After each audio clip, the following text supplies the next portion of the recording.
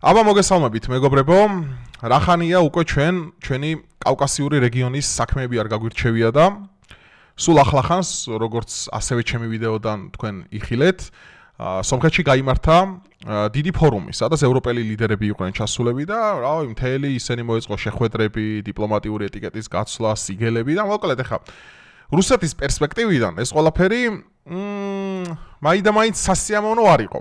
რასაც ძალიან მალე მოხდა რუსეთის ფედერაციის პრეზიდენტის ვლადიმერ პუტინის განცხადება, რომ უკრაინის თემაცო დაიწყო თავიდან იმით, რომ ევროკავშირის გზა ირჩიესო რა, ევროპისკენ მიმავალი გზაო.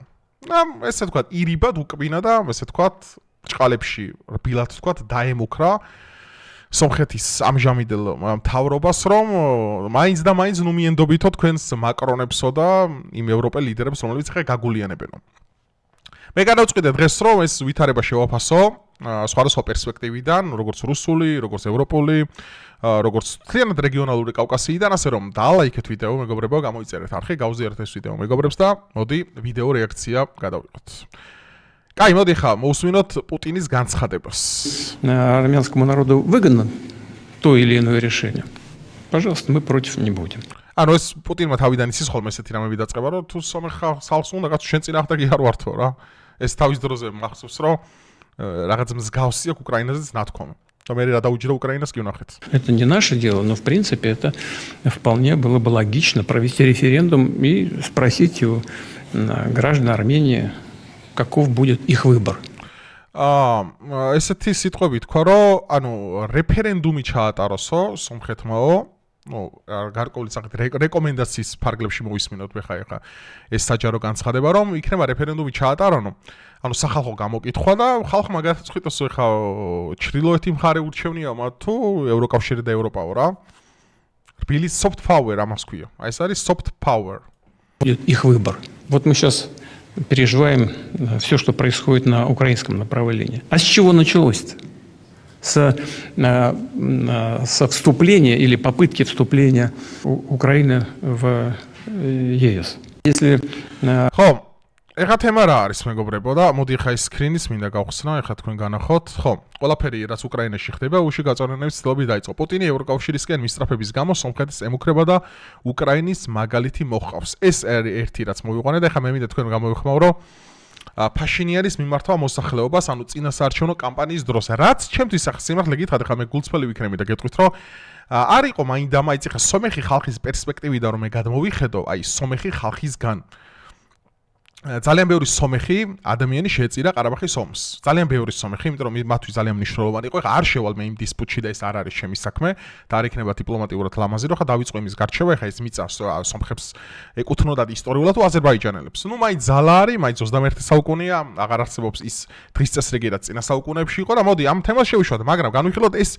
განცხადება. აი რომელიც ფაშინიანმა მიმართვა წინასაარჩევნოდ, რაც ჩემთვის პირადად, აი ხა მე რომ ვიყო დავუშვათ ვამობ, ხა მე რომ ვიყო სომხეთის მოქალაქე და სომეხი ხალხის პერსპექტივიდან რომ დავინახოთ, ეს არის ძალიან ესე თქვა ძალიან ცუდი განცხადება, ესე თქვა ყველაზე რბილად რომ ჩვენ უწოდოთ ამ ყველაფერს, იმიტომ რომ ეხა მე ვციტირებ რაც ფაშინიანმა თქვა.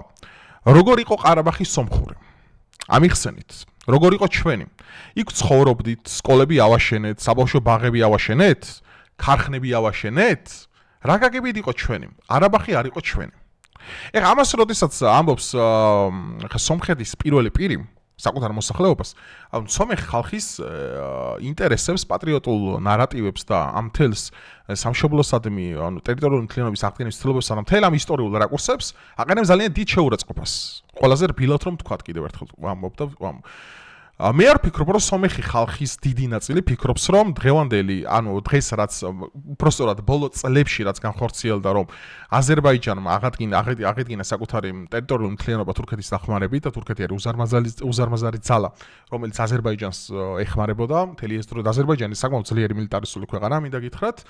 მაგრამ საკმარისად ძლიერი არა რომ ირანისთვის რამე გაიბედა ზედმეტი, პირიქით, ოდესაც ირანმა ნახიჩევანზე მიიტანა შეტევა, საბოლოო ჯამში აზერბაიჯანმა ჰუმანიტარული დახმარება გადასცა ირანის ისლამურ გუშაკთა კორპუსს რამოდენიმე კვირაში, რაც იმას ნიშნავს, რომ ირანი სრული დომინანტია ამ რეგიონში. ანუ სომეხ ხალხს იმას რო უნება ფაშინიანი, რომ ყარაბაღი არ იყო სომხურიო. ანუ ამ ნარატივი დაპირებს, რომ მოიგოს არჩევნები მან? ანუ მართლა მაინტერესებს. ანუ ეგ იგივე მომენტია ხალხო, აი ხა, რავი, ვინმე რო გამოვიდეს ახლა საქართველოდან, ვინმე რა, წარმოვიდგინო და თქვას რომ აი აფხაზეთი და მაგალითად სამაჩაბლო არ არისო ჩვენ ისტორიული ნაწილი, რო ვინმე რო თქვას ესეთი რამე. ხო ძალიან დიდი რეზონანსი მოყვება მოსახლეობისგან და ხო ეს არის ფაქტიურად, რავი, უბრალოდ საკუთარი მიწის გამოცლა უბრალოდ და პოლიტიკური სამარხი ადამიანის, ვინც მაგას იტყვის. დაახლოებით ეს შინაარსი გამოცხადა. ეხლა მე კიდევ ერთხელ არ შევდივარ ამ დისკურსში. ეხლა ვისი იყო, რა იყო, ეს ჩემი საქმე არ არის და მე აგერ საქართველოს პოზიცია ვარ და საქართველოს ინტერესებია ჩემთვის ძალიან მთავარი. ასევე აქვე მინდა მდგომარეობით და ობიექტურობით ვისარგებლო და სომხეთმა გარკვეული ტერიტორიების სადემარკაციო ხაზი გადაწია და საქართველოს რაღაც ნაწილები გადასცა და დიდი პატივისცემა ამაზეც. ეს მე არ ვაკრიტიკებ ფაშინიანის ამ პოლიტიკას ქართული გადმოსახედიდან, იმიტომ რომ ეს მათი საქმეა, მე ვაკრიტიკებ როგორც ბლოგერი და მე ვაკრიტიკებ როგორც მესამე პირი ამ შემთხვევაში, თორე ძალიან დიდი მადლობა იმ სადემარკაციო იმისთვის, რაც აგერ გადაწიეს და რაღაც გარკვეული ნაწილი ტერიტორიების სომხება ჩვენ დაგვიბრუნეს. ამაზე ძალიან დიდი პატივისცემა და ძალიან დიდი მადლობა ამ ყველაფერს. მაგრამ ეს ნარატივი ხა ფაშინიანის მე ძალიან არ მომწონს და ალბათ არც სომეხ ხალხს არ მოიწონება. ეხლა მინდა მე დაუბრუნდე აი ამ სიტყვებს, რომელიც პუტინმა თქვა. ყველაფერი რაც უკრაინაში ხდება, დაიწყო ევროში, ანუ ევროკავშირში გაწევრიანების მცდელობით. ეხლა უყურეთ როგორი არის თემა. უკრაინაში როგორ დაიწყო მოვლენები, ხო? უკრაინაში მაიდნამდე, ანუ სანამ მაიდანამდე მივიდოდა, ანუ ნარატივი მსუყდებოდა იმასთან დაკავშირებით, რომ უკრაინა უნდა გახდეს ევროპული ოჯახის წევრი ქვეყანა. ну ბუნებრივია ხა ამაზე იყო გარკვეული ხალხის ნაწილი თვითონ უკრაინაში, მაგრამ აღმოსავლეთ უკრაინაში მცხოვრები ხალხი თვლიდა რომ ის იყო რუსეთის ნაწილი, საერთოდ, იმიტომ რომ რუსულენოვანი ხალხი ცხოვრობდა, მაგალითად დღევანდელი იმ ტერიტორიებზე, სადაც უშუალოდ ფრონტის ხაზია გაჭიმული 1500 კილომეტრში, საუბარი მაქვს ლუგანსკი, დონეცკი, ზოპოროჟიე, ხერსონი, ან ძირითადად სადაც მეტი პრორუსობა იყო იმასთან შედარებით, რაც მაგალითად არის ლვოვი და დასავლეთ უკრაინა და მათ შორის ცენტრალური კიევი.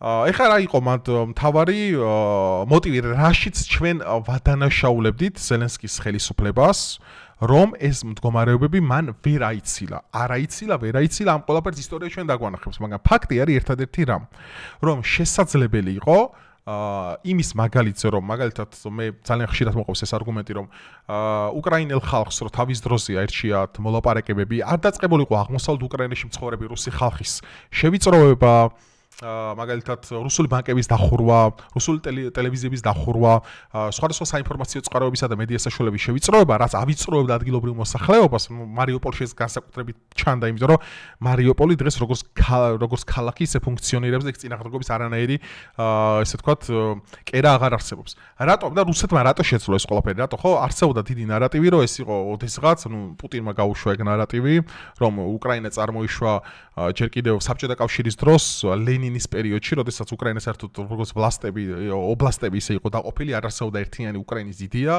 აქაც კი კომუნისტებმა მოახერხეს და კომუნისტებმა ჩამოაყალიბა ეს ნარატივი, ხო, ეხლა ამასაც თავისი არგუმენტები აქვს, ეს ჰაერიდან არ მოუტანია და დაიწყო ეს ანტირუსული ისტერია. ეხლა ატეხვა რა არის, ეხლა როგორ ატეხეს უკრაინა ამ ომში, ხო? მაგალითად, თქვენ გახდებით ევროკავშირის წევრი ქვეყანა, თქვენ გახდებით ნატოს წევრი ქვეყანა. ეს ყველამ ძალიან კარგად ვიცით. ეს 2008 წელსაც ესე იყო ბუქარესტის სამიტის დროს, ეს მერე რომ საქართველო და უკრაინა აუცილებლად გახდებიან ნატოს წევრი ქვეყნები და ამ დროს ვეტოს გერმანია ადევს, ვეტოს სხვა ევროპული ქვეყნები ადებენ, რაც იმაზე ჩანს მერე ეს ყველაფერი, რომ უკრაინაში ჯერ კიდევ მაშინ, როდესაც მოხდა რა ქვია, ყირიმის ოკუპაცია, ეს რუსეთმა როგორ გაკეთა, დესანტი გადასხა, მერე არჩევნები ჩაატარა და ამ არჩევნებში რუსეთმა გაიმარჯვა. ხო, რა მოხდა, როგორ მოხდა, მაგ ნარატივებში არ შევდივარ, აქ საუბრობ ზოგადად ობიექტურად რა განხორციელდა, რაც ჩვენ დავინახეთ, ხო? დღეს ყირიმი, ხო, რომელიც ზელენსკი გამოდის და ძალიან ხშირად ამბობს, რომ ყირიმს ჩვენ დავიბრუნებთ, ყირიმი დროის ამბავია, ყირიმი დაბრუნდება, ასე შემდეგ, ხო, ანუ იგივე ნარატივი, რომ აი, ახადგება ტერიტორიული მთლიანობა. საბოლოო ჯამში ისახდება ეს კონფლიქტი არის გაყინული. არანაირი ტერიტორიული ახდგენის მცდელობები აქ არ მიდის, აქ უკვე მიდის საუბარი იმასთან დაკავშირებით და რამდენი ადამიანი დაიღუპება ამ ომში. იმიტომ რომ ეს არის აბსოლუტურად გაუაზრებელი, ანუ აბსოლუტურად თავზე ხელახებული, სადაც როგორც დეზმეთში ისე იხოცებიან ადამიანები, რაც არის ძალიან ცუდი. ეხლა დაუბრუნდეთ იმ საკითხს. რას ნიშნავს ზოგადად უკრაინიზაცია? უკრაინიზაცია არის ტერმინი თანამედროვე დროის.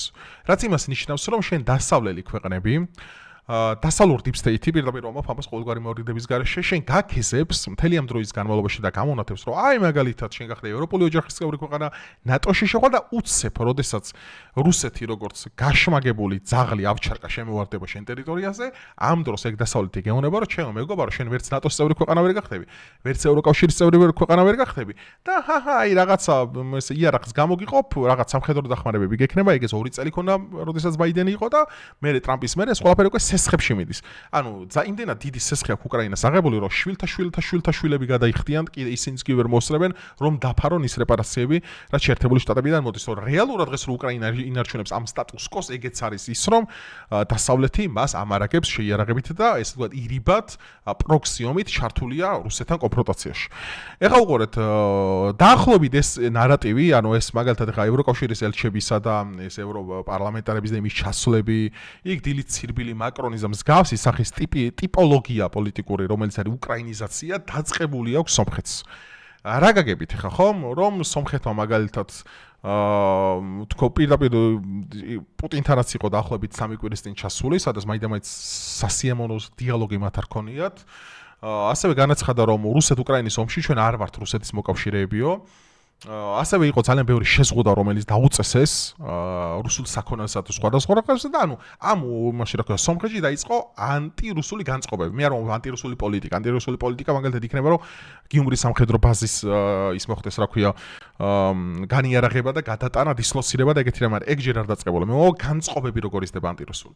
ეხლა რუსეთი ქვეყანა რომელმაც მნიშვნელოვანი ზიანი მიიღო მაგალითად ირან ამერიკის ომიდან სადაც იმ კუთხით რომ სირიაში მთავრობა დაკარგა ახლო აღმოსავლეთში შეასუსტა საკუთარი ძალები ამერიკის შეერთებული შტატები აგერ ზანგეზურის დერეფანთან აწარმოებს მაგალითად მოლაპარაკებს და რუსეთი იქიდანაც ჩახსნილია არ მონაწილეობს არც ერთ რუსეთისთვის ესე ვთქვათ ბუფერულ იმ პოლიტიკურ ზონაში სადაც რუსეთის აქტივები ყოველთვის ძალიან მაღალი იყო მათ შორის სამხრეთ კავკასიაზე მოხს ხა ხაზგასმით საუბარი ხო და ამის ფონზე როდესაც მათ შორის გავიხსენოთ ის ეპიზოდი როდესაც ყაზახეთში ჩამოვარდა აზერბაიჯანი თვითმფრინავი და პასუხისმგებლობა იყო რუსეთის მთავრობამ ხო და ამის ბოდიშიც მოიხადა და აქ დიპლომატიური დაძაბულობაც არსებობდა ხო აზერბაიჯანის მხრიდანაც რუსეთმა ისე იმდენი მოახერხა რომ გადაიკიდა ირიბად ან გადაკიდეს ესეც დროის ამბავია გავიგებთ ჩვენ თუ როდის გავიგებთ სომხეთი და აზერბაიჯანი რომლებიც ასევე იყვნენ ოდესღაც იყო დრო როდესაც რუსეთი იყო მარეგულირებელი პოლიტიკური ძალა ნუ ამის ესე ვთქვათ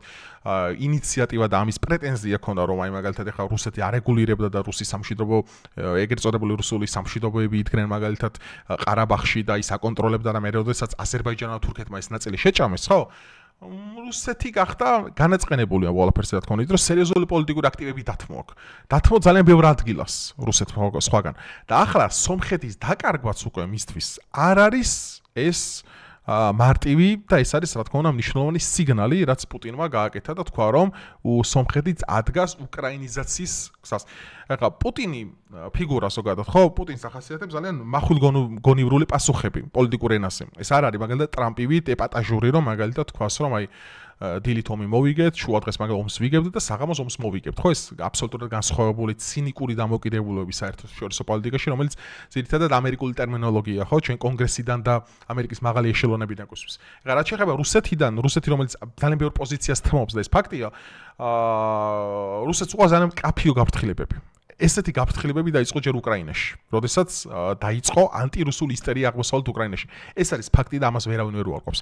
დღეს რო გამოდის ზელენსკის ადმინისტრაციის ყოფილი წარმომადგენლები, არესტოვიჩი მათ შორის, ის ხშირად და ძალიან ღიად საუბრობს ხოლმე პოდკასტებში ამ თემაზე, რომ ანტირუსული განწყობები იყო შეკვეთილი დასავლეთიდან იმისათვის, რომ რუსეთს დაერტყა პირველი და რუსეთი როგორც მონსტრი ისე გამოჩენილი იყო. მე რა თქმა უნდა აქ არანაირად არ ვამბობ რა თქმა უნდა რუსეთი შეიჭრა უკრაინაში ნუ ამაზე ორი აზრი არ არის ეს არის ფაქტი ამ ფაქტს არავინ არ უარყოფს მაგრამ აქ არის მნიშვნელოვანი მომენტი მეორე თქვენ გახსოვთ ალბათ პირველი დღეები ოქტომბერში როდესაც კონფლიქტი დაიწყო საუბარი მაქვს არა დონბასისა და არამედ პირველი 2014-ზე არ მაქვს საუბარი მაქვს ოციოს დაურზე როდესაც რუსეთმა დილის 6-ის ნახევარზე გახსნა ცეცხლი და გადაკვეთა დე იურე უკრაინის ტერიტორია და შეიჭრა ხერსონისა და კიევისა და იმის დაბომბები რო დაიწყო დაახლოებით სამიმართულება იყო მათ გახსნილი სადაც პერიფერიულ ზონებში აღმოსავლეთ უკრაინის არ მოხდა მოსახლეობის გაფრთხილება იმასთან დაკავშირებით, რომ რუსეთი აპირებდა სახმელეთო ოპერაციის დაწყებას. ანუ მაგამდე იდეაში უკრაინის მთავრობა და გენშტაბი უნდა ყოფილიყო ინფორმირებული და მოსახლეობა უნდა ჩაეყენებინათ იმაში, რომ შენ საფრთხე გემუქრება და მოდი შენი მოსახლეობა გადავიყვანოთ უფრო დაცულ ადგილას. ეს არ მოხდა. უკრაინელებმა სპეციალურად შეწირეს საკუთარი უკრაინელი მოსახლეობა იმისათვის, რომ რუსეთი კიდევ უფრო მონსტრი გამოჩენილიყო. და ამაზე ძალიან ბევრი კითხვის ნიშანია კიდე ბუჩასთან დაკავშირებით, რომელიც ბოლომდე არ არის გამოძიებული. ასევე არის ძალიან ბევრი ნაწილი, სადაც ესე ვთქვათ, დიდი პოლიტიკური ქულები დაიწერა საერთაშორისო იმაში, მაგალითად ამის რა ქვია, ამერიკის იმჟამინდელ ადმინისტრაციასთან, რომ რუსები ხოცავენ, აქ არის გენოციდი, აქ არის ეთნოწმენდა, იქ 20,000 უკრაინელი ბავშვი გაიტაცეს. ეს ნარატივები იყო დანერგილი სპეციალურად, რომ მომხდარიყო რუსეთის სახელმწიფოს დემონიზება იმ კუთხით, რაც მის ფარგლებს განხორციელდა. არა ის, რომ მაგალითად რუსეთმა დაარღვია საერთაშორისო კონვენცია და შეიჭრა უკრაინის არა ეგ, არამედ რუსეთმა ომის დანაშაული ჩაიდინა უკრაინაში. ამაზე გამოძიება არც ერთი არ არის დასრულებული. არც ბუჩა არ არის ბოლომდე შესწავლილი რა მოხდა მან რეალურად. მე 100%-ია რა თქმა უნდა არ ვამბობ ხა ფაქტობრივი მტკიცებულება, რომ ეს მაგალითად ბრიტანულმა სპეცსამსახურებმა გააკეთეს, აქ იყო MIG-6 ჩართული, ეს კითხვის ნიშანია, მაგრამ იჭერს ძალიან ბევრი გარემოება კითხვის ნიშანს, ეს იყო სატელიტური რეკორდები და ჩანაწერები, დაახლოებით 2 დღიანი სტატისტიკური შედარებები, მოსახლეობის რაოდენობა, ძალიან ბევრი რამე სურათები რაც ვნახეთ, რომ კითხობს ჩვენს ეს ვინ გააკეთა და როგორ გააკეთა ეს შეიძლება გამოუძიებელია. ანუ საბოლოო ჯამში ზელენსკის რეჟიმმა გააკეთა ისე, რომ მოახდინა რუსეთის ფედერაციის აბსოლუტური დემონიზება წელიწად ნახევარში. შემდგომ უკვე როდესაც უკვე ამერიკელი ცნობილი ჟურნალისტი ჩაფრინდა მოსკოვში და ჩაწერა ინტერვიუ პრეზიდენტ პუტინთან, საუბრობენ სტაკერ კარსონზე, მათ სოფლიომ დაინახა და პუტინმა თვითონ იქ თქვა, რომ მიზეზი, რომ რასაც ჩვენ გვაბრალებენ, რომ ჩვენ უაზროთ ესე აბსოლუტურად თავხედურად ჩვენ ქვეყნებში შევდივართ, ეს არის ტყუილი, რადგან ამის ნათელი მაგალითია 2014 წლამდე, სანამ დონბასის ოკუპაცია მოხდებოდა, სანამ ყირიმის ოკუპაცია მოხდებოდა, ბოდიშიხტი არ განუხორციელებია რუსეთის ფედერაციას, მათ შორის ჯერ კიდევ იმ პერიოდში, როდესაც არსებობდა უკრაინის გაცილებით სუსტი მათ შორის პრორუსული ან პროდასავლური მთავრობები, ანუ თუ რუსეთი გაბრუებული ზაღლიაო, მაშინ მაგ შემთხვევაში მაგამდე უფრო სუსტი უკრაინის ოკუპაცია რატო არ გააკეთაო. ანუ აქ იყო თემა იმასთან დაკავშირებით, რომ ის ბეითები რაც გადმოაგდეს და რაც ჩვენ სამწუხაროდ კოსოვოს აღიარების პარალელურად მივიღეთ საქართველოში, რომ როდესაც კოსოვო ამერიკამ აღიარა როგორც დამოუკიდებელი სახელმწიფო, რომელიც იდეაში იყო სერბეთის ყოფილი პროვინცია, რომელიც არის რა თქმა უნდა ჩემთვის არალეგიტიმური, გამოვიდა და რუსეთი შემოიჭრა საქართველოში. ეს იყო ასიმეტრიული პასუხი, ბოდიშიც სიმეტრიული პასუხი იმასთან დაკავშირებით, რომ შენ თუ ამას გააკეთებ, მე ამას ვიზავ. და აი ეს თემები, როდესაც უკვე დაიწყო ანტირუსული ისტერია უკრაინაში, რუსეთი როგორც გაბრუებული, ასე ვთქვათ, ბოროტმოქმედის სახით იჭრება უკრაინაში და იწყებს სწორედ მაგ სამხედრო ოპერაციას. საბოლოო ჯამში წაგებული ვინ გამოვიდა? წაგებული გამოვიდა დღის მონაცემებით უკრაინა. რატომ? ბრძოლები მიმდინარეობს უკრაინის ტერიტორიაზე. ინფრასტრუქტურული ზარალი არის უკვე ტრილიონს მიმდგარი. არის უდიდესი სამხედრო დახმარებების სესხის სახით აღებული. ზელენსკის ადმინისტრაცია იხრჩობა კორუფციაში, რაზედაც აგერ ტაკერ კარსონის ასევე ბოლო პოდკასტი მეტყველებს იმასთან დაკავშირებით, როდესაც ზელენსკის ყოფილი მრჩეველი იმყოფებოდა ქალბატონი იმყოფებოდა უკრაინელი მოусმინე მაგას და ძალიან კარგი შტაბეჭირება დამრჩა მაგ ადამიანზე. ზელენსკის ყოფილი ადმინისტრაციის წევრები, რომლებსაც მილიარდიანი ქონება და ოქროს უნიტაზები აქვთ, ჩდება კითხვა იმასთან დაკავშირებით, რომ 2 წლის განმავლობაში, როდესაც შეერთებული შტატები უყოფდა გარკვეული სახის დივიდენდებს, მათ შორის BlackRock-თან გარიგებები, სად მიდიოდა ეს ფული? რატო არ მიდიოდა 5 იარაღიდან, 5-ვე მაგალითად უკრაინის გენშტაბში? რატო მიდიოდა იქიდან 3? რატო იყიდებოდა ის ყველაფერი არალეგალ შავ ბაზარზე? იმიტომ რომ ამით მაღალჩინოსნები ფულს შეულობდნენ. გმირი და ესე ვთქვათ, სამშობლოზე ზედგადაკლული უკრაინელი საწყალი ჯარისკაცები კი ამ ომში იღუპებოდნენ. მათ შორის ძალიან ბევრი ქართველი ლეგიონერი. ვისი ბრალია ეს ყველაფერი? ეს არ არის არანაირი ანტიუკრაინული პოლიტიკა, მე რაც ვისაუბრე. ეს არის პირიქით უკრაინელი ხალხისთვის სწორი ნაბიჯი. სწორი ნაბიჯი იმ ხრივ, რომ ზელენსკი ამ წუთას საკუთარი ტყუილების შედეგია საკუთარ პოლიტიკაში. ერთადერთი მისი საყრდენი ამ წუთას არის ევროპული დღის წესრიგი, რომელიც ამ ომს აჭიანურებს გაურკვეველი ვადით, სადაც ძალიან ბევრი ადამიანი იხოცება. და როდესაც ადამიანები იხოცებიან, ეს არის ძალიან ცუდი, ამაზე კაცობრიობა ვთანხმდებით. მე არ დავიწყებ ახლა დარჩეულ უფრო ღრმად აქ საუბარი, როგორ შეიძლება ამ ყველაფრის აცილება, როგორ შეიძლება დიპლომატიური მანევრები გააკეთა ისე, რომ რუსეთის გაღიზიანება ამ ყველაფერში არ გამოიწვია, მაგრამ არ არის ეს საჭირო ამ ეტაპზე. რომ ეს ყველაფერი ვიცოდეთ. მაგრამ ის ფაქტი, რომ სომხეთი დღეს ცალსახად ანტირუსულ ისტერიას ადგას, ანტირუსულ ისტერიას, ეს არის ცხადი და მე სომხეთის ადგილზე მთლად თამამად ვერ მივენდობოდი. ეხლა მე მინდა შევეხო ეხლა მაგალითად საქართველოს პოზიცია, მაგალითად ეხლა მე რატომ მომწონს ოცნების საგარეო პოლიტიკა ძალიან. მართლა ძალიან, ანუ სრული გულწრფელობით მომობ, რატომ მომწონს ოცნების საგარეო პოლიტიკა. ეხლა უყურეთ, ქართული ოცნება არ აშვება. ქართულ ოცნებას აქვს დალაგებული აბსოლუტურად ყველა მეზობელთან ურთიერთობა. ავიღოთ თურქეთი, გვაქვს შესანიშნავი სამოკავშირო სავაჭრო ურთიერთობები. კობახიძეს დახვდნენ თურქეთში. შარშან აგვისტოშიც მიიღეს ძალიან კარგად გადასცეს დიპლომატიური სიგელი. გვაქვს შესანიშნავი ურთიერთობა სომხეთთან, სადაც სომხეთმა სადემარკაციო ხაზი გადმოწია ჩვენთან და ამით ისტორიული ტერიტორიის გარკვეული ნაწილი ჩვენ დაგვიბრუნა. მეორე, აქ არის ძალიან მნიშვნელოვანი ის, რომ აზერბაიჯანთან გვაქვს შესანიშნავი ურთიერთობა და ივანიშვილის იმაში ბიზნეს ცენტრშიც იმყოფებოდა ალიევი ჩამოსული, რაც ასევე მეტყველებს, რომ აზერბაიჯანთანაც გვაქვს ძალიან კარგი კავშირი. რუსეთთან არ გაგვაჩინა არანაირი დიპლომატიური ურთიერთობები, ამაზე მაკა ბოჭორიშვილმა თქვა შესანიშნავი სიტყვები, რომლის ციტირებასაც მოვიყვან, რომ სანამ ჩვენი ტერიტორიის ნაწილი არის ოკუპირებული, ჩვენ არ შევდივართ დიალოგში, ჩვენ არ შევდივართ დიპლომატიურ საუბარში. ნუ ეს ბუნებრივი განხილვის საგანია, მე ცოტა სხვანაირად ვფიქრობ, არის გარკვეული სხვა ირიბინ ნაბიჯები გადასათქმელი, იმისათვის რომ დიპლომატიამ უნდა გაჭრას და შენ თუ არ გახსენი პირველ რიგში რუსეთი დამბრუნებელი არაფრის არ არის, ამაზე ვფიქრობ სამუშაოა კიდევ. დასავლეთ არა გვაქვს. დასავლეთი სულ გვაკრიტიკებს, ასანქცირებს პოლიტიკურ ფიგურებს, მაგრამ საბოლოო ჯამში ვიზა ლიბერალიზაცია არ არის შენარჩუნებული და საქართველოს მოქალაქეები თავისუფლად გადაადგილებიან ევროზონაში.